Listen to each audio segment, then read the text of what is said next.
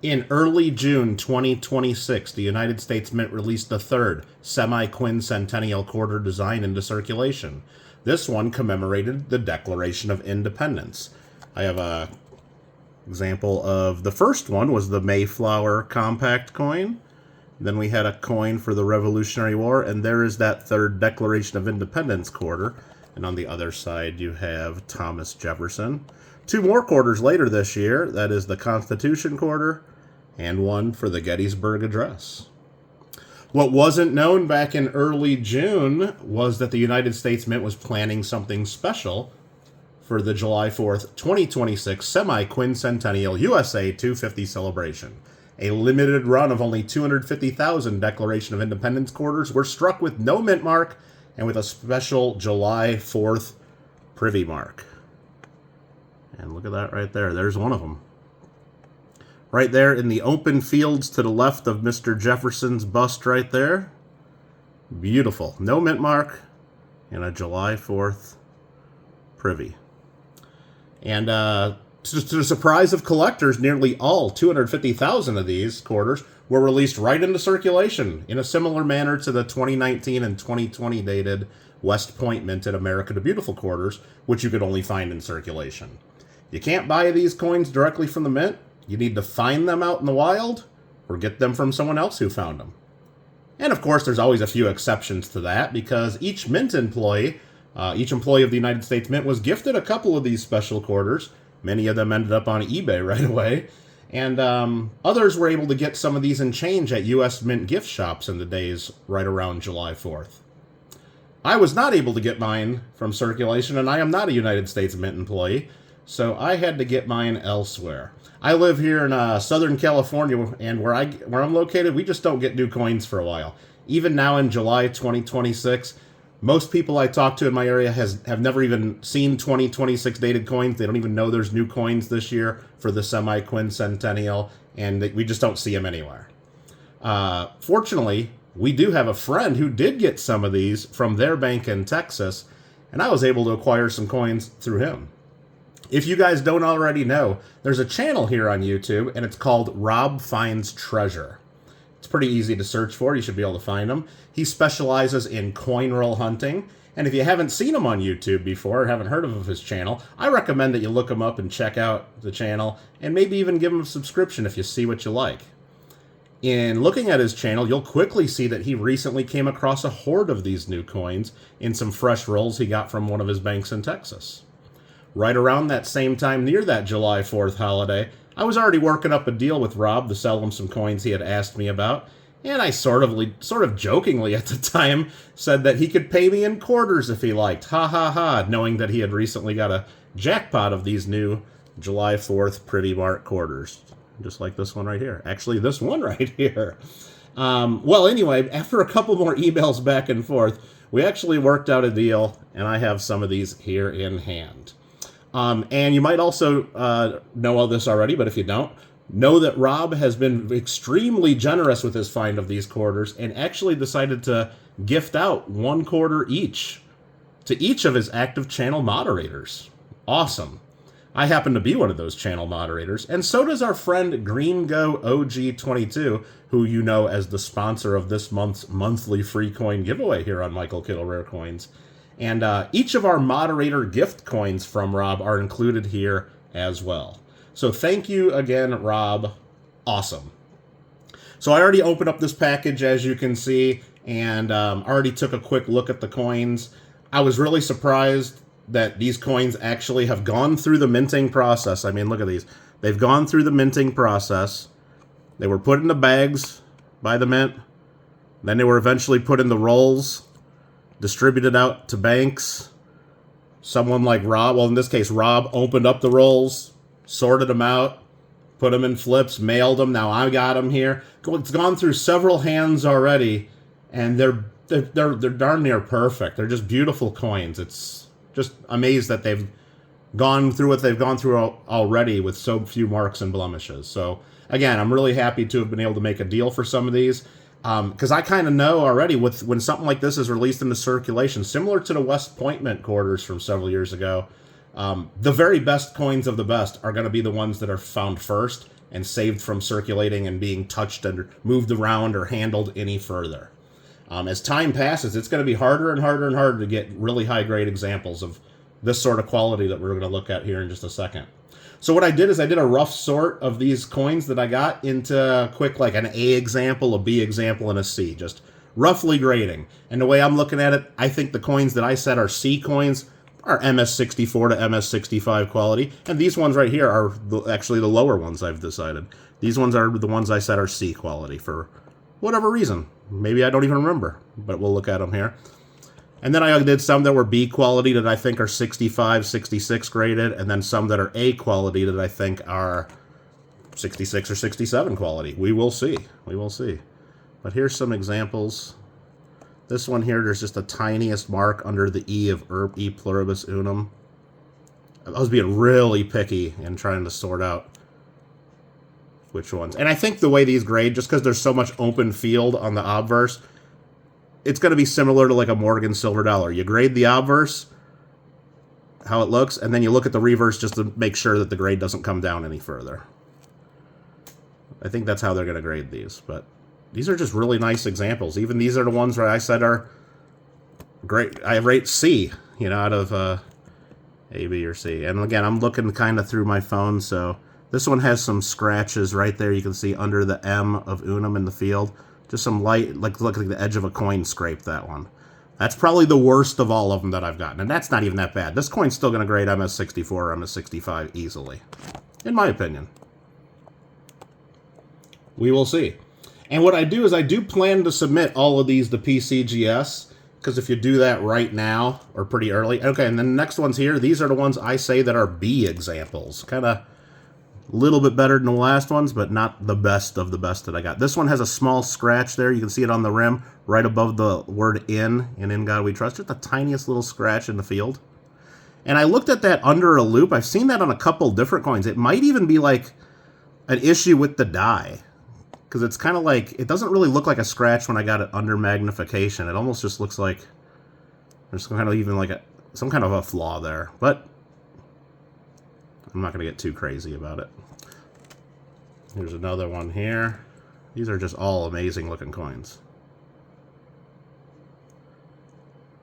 This one here, there's like it's a little rough. Sorry, it comes out of focus. There's a little bit of like scraping on the actual rim itself. I don't know if that's just part of the rolling process or the way they were minted. I don't even know if it's showing well under the camera, but I don't think it should affect whether it grades or not. This one just has the smallest mark in the field off of Jefferson's nose there. Anyway, if we send them in right now, they'll qualify for what's called the early find designation on a PCGS label, and I think that's worth it.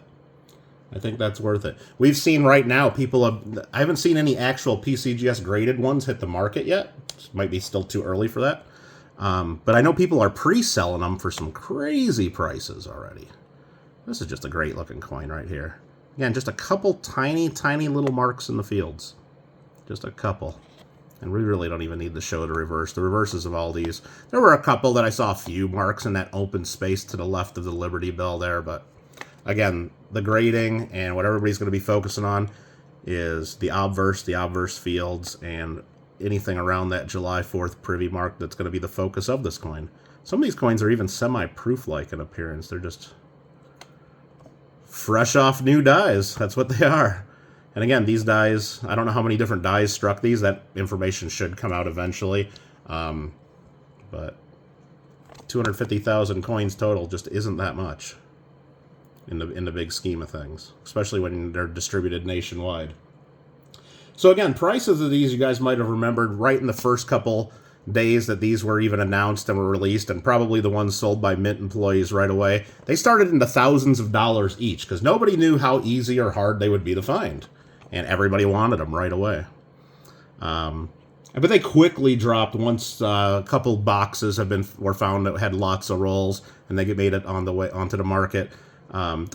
They kind of settled in the $600-$700 range for quite a while. And then as more and more hit the market, dropped to $500 range, then the $400 range, and even lately I've seen a lot of them in the $300 range per quarter. Still not bad for a 25-cent out of change fine that you could potentially have. But quality matters a ton. Quality matters a ton. I knew prices would drop, and I knew they would drop. They would be cut in half, and they still might go down any further. But I know when something like this comes out, quality matters. You get the best you can. And I knew by dealing with Rob early, even though I would probably have to give up more to get them than I would if I would have tried to deal with him today or even next week or next month if he still has any available. Quality matters, and to get the best chance to get the best coins. So those were the B coins that I said. These last few that I show you will be the ones that I thought were the A quality of the group. So maybe you won't see any difference. Maybe you will. This one has a tiny mark in the field under, off his chin. And maybe I got it wrong. Maybe some of those in the B pile are better than this one right here. Again, this was just my first quick look. Anyway, I knew that by dealing with Rob early and right away, that was my best chance to get the best coins that I can get. And I know Rob, and Rob knows me, so I knew that, I had a better... I know he didn't give me his best. He sent his best into grading himself. He sold a few of his other best, so I don't know. He didn't guarantee me he's going to give me the best that he has, or even really good ones. But I just knew that I had a better chance with him than some random on eBay and just buying whatever I could buy. And by dealing quickly, you get the best ones. You get the best ones. So again, my whole point with that is I didn't mind paying more to get them quicker, and because I think that'll be rewarded in the long run. I think if I were to go on the eBay right now and try to acquire, half a roll of these right now, they would not be this quality. Not just randomly finding them, and not for the current going rate. And even then, look at some of the eBay completed listings that you see out there on these, especially the recent ones that are in the $300-$400 range. A lot of them are zero feedback, brand new accounts. It doesn't mean that they're fraud, but you got to wonder. Especially when they're using stock photos or even stealing photos from other sellers. Could just be, something like one of the Mint employees with a brand new account, never sold on eBay before. You never know. Or someone that just found them in change, never sold on eBay, trying to get their few $100.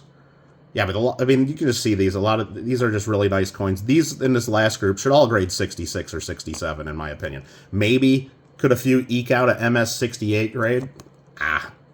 Depends on how long the graders spend on it and what they see and what they don't see. And again, we'll show the reverse of some of these as well. This one here, I had this one marked. That one does have a little scrape in the field there. That's if they, it depends on how they get it in the light. And it actually looks a lot worse now that I look at it in the camera. This one probably isn't in the A group after all. That one's probably... So the obverse of this one, very, very nice. They'll probably grade that a 66, 67, and then they'll flip it over and go, there's a scrape. Let's call that a 64 or 65. And then that's about how much time the PCGS graders will spend on that one. This one here, there's just a little mark on the right field, just the tiniest of a mark right there. I'm trying to make it show as worse as possible. And then the reverse, pretty much perfect. That one there, I don't see any, almost nothing. Just a little mark behind Jefferson's head, and sometimes it's even on the flip. Now, there's just this tiniest of a mark there. Just the tiniest of a mark in the reverse. Yeah, and just the tiniest of a mark in the field there. This one should grade 66. And the last one of the group here is this one here. Just a beautiful, beautiful coin. And again, this one is not the same as the one you get in the Mint set. We'll show it one more time. This is the Mint set coin. There it is with the Liberty Bell. And the other coins that you'll get from circulation will be just like this. The reverse, exactly the same. It's this obverse you look at. You see there, on the right-hand side, you got the P Mint mark. And the left-hand fields are empty. This one here, no Mint mark on the right, but it has that July 4th in the open fields on the left-hand side. So again, be wary on what you see on the eBay. It was the last point there. A lot of people, you should know who you're dealing with. And if you know who you're dealing with, I think I've always found in history, in all my transactions I've done, when you deal with people, even if you end up paying more, it ends up being a better deal over time. It just works out better than dealing with random people, unless you have to. Again, I've seen a lot of pre-sales of graded examples, and again, talking about quality, the ones you're seeing there are a lot of them that are banged up, or some people have bought and they're already reselling examples they bought from others, so they've already traded hands a few times, some of these. The ones that are pre-sales of coins that grade 65 or higher, a lot of those pre-sales are well over $1,000. Now, how long will those prices hold up? I don't know. I don't think it'll hold up. Don't know, but only time's going to tell. How many of these are actually going to go out and get graded? What will the grades come back? Again, I think we got a lot of 66s and hopefully some 67s in here as well. And will the average coin that was sold on eBay in the last couple weeks grade that high? I don't know. Only time will tell what these will be worth in a few months or even in the years to come. I know that when you find the West Point quarters in circulation, even junky circulated examples still sell for $10, $15 a piece. These are, and there was 2 million of each of those dates, 5 per year for 2 years. That's, math is hard. That's like 20 million coins total. There's only 250,000 of these. So if a beat up West Point goes for $10 and there's 20 million of those, what will a nice one of these go for in a couple of years with only 250,000? I don't know. What do you guys think? You tell me. I know that I'm happy with these. I'm happy I got the trade with these and we're able to get some of these. And again, 2 of these were moderator gifts from Rob to me and our friend Greengo OG22. So thanks again for that. We'll see. Again, I said I'm happy. I hope that PCGS is going to be happy with these 2. We'll be back right here in about a month or 2, hopefully with an unboxing video with some great results to see how everything turns out.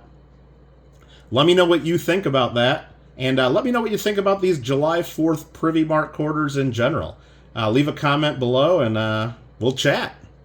Thank you guys for watching, and we'll see you around YouTube.